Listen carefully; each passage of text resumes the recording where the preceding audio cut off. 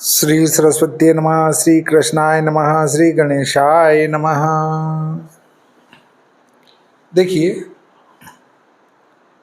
अभी श्री रामनवमी को लेकर विभिन्न प्रकार की बातें उत्पन्न हो रही है, तो आज श्री रामनवमी पर हम चर्चा करेंगे।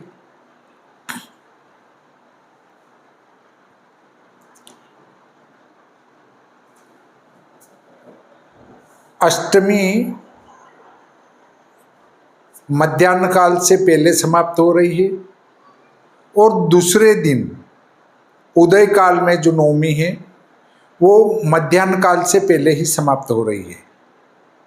मतलब अष्टमी मध्याह्न काल में लगभग थोड़ी सी विद्यमान है, 24-25 मिनट के लगभग, परंतु पूरी मध्याह्न में अष्टमी के दिन ही नवमी है। दूसरे दिन मध्याह्न काल में नवमी नहीं है। तो शास्त्रीय नियम से श्री रामनवमी 26 मार्च 2026 अष्टमी के दिन ही मनाई जानी शास्त्रोक्त है। अब बात उत्पन्न होती है कि लोगों को डराकर कैसे दूसरी पर शिफ्ट किया जाए, उसका यह प्रयत्न चल रहा है कि नवमी को अष्टमी विद्या लेते नहीं है। अरे भाई, जहां कर्मकाल व्यापिनी तिथि की बात हो रही हो वहां पर आपको ये नहीं देखना है कि अष्टमी से नवमी विद्या है या नहीं है। अगर अष्टमी नवमी का वेद कर रही है तो भी प्रथम दिन लेनी पड़ेगी, और अगर अष्टमी नवमी का वेद नहीं कर रही है तो भी पहले दिन लेनी पड़ेगी। अब कुछ ये कहते हैं कि नवमी यदि उदय काल में 3 मुहूर्त हो, 6 घटी हो तो उसको ग्रहण करना, ऐसा शास्त्रों में विधान नहीं पाया जाता है। जब हम कर्मकाल व्यापिनी तिथि पर बात करते हैं तो वहाँ उदय काल में 6 घटी नवमी होने का क्या तात्पर्य है, क्या मतलब है उसका। अब जो एक पंथ है निम्बार्क, वैष्णव, ये जो पंथ चल रहे हैं, ये कुछ संतों ने अपनी एक अलग पहचान स्थापित करने के लिए अपने आप को वैष्णव कहते थे, और उनके जो अनुयायी हुए वो अपने आप को वैष्णव कहने लगे, जबकि वो वस्तुतः वैष्णव नहीं है। फिर भी यदि कोई ये चाहता है कि मैं वैष्णव हूं, तो आप पहले ये तय करें कि क्या आपका बैंक में खाता है। अगर है तो आप वैष्णव नहीं है। क्या आपको किसी कार्य की लालसा है, अगर है तो आप वैष्णव नहीं हैं। यदि आप गृहस्थ में रहते हुए भी किसी प्रकार की लालच में नहीं फंसे हुए हैं, आपकी कोई भी कामना नहीं है,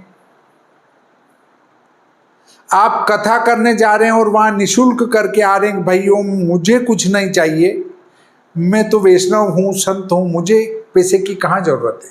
अगर आप वहाँ से दक्षिणा ग्रहण करके आ रहे हैं तो भी वैष्णव नहीं है।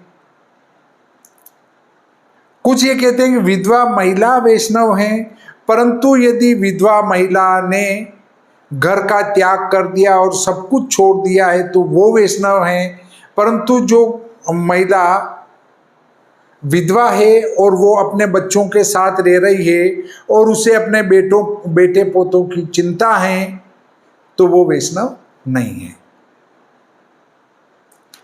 अब सूर्य सिद्धांत के अनुसार और गृह लाघव के अनुसार नवमी 27 तारीख को मध्याह्न व्यापिनी रहेगी।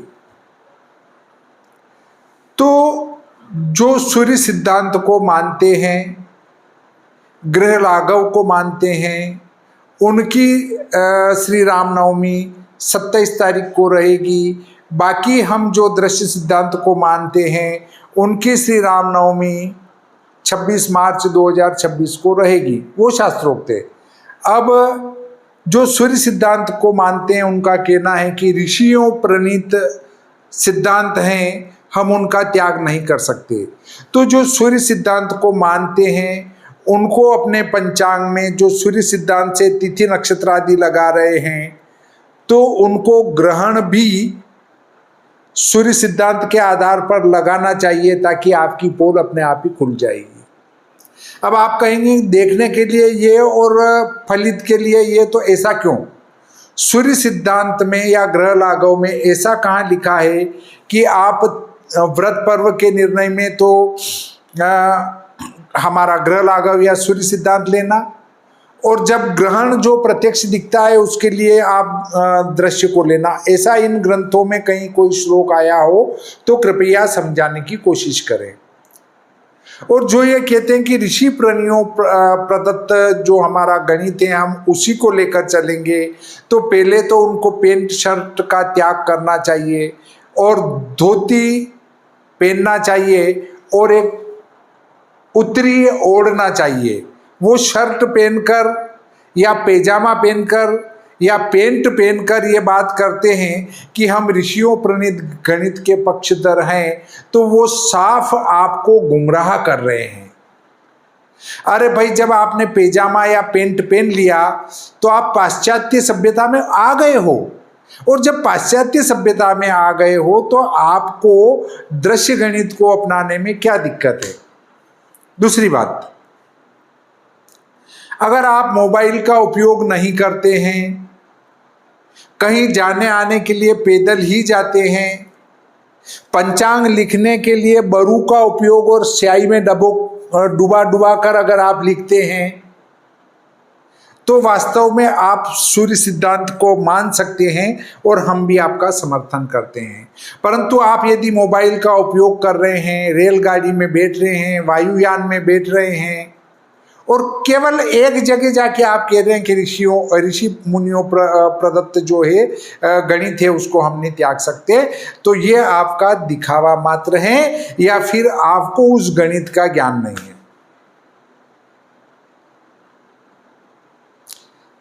तो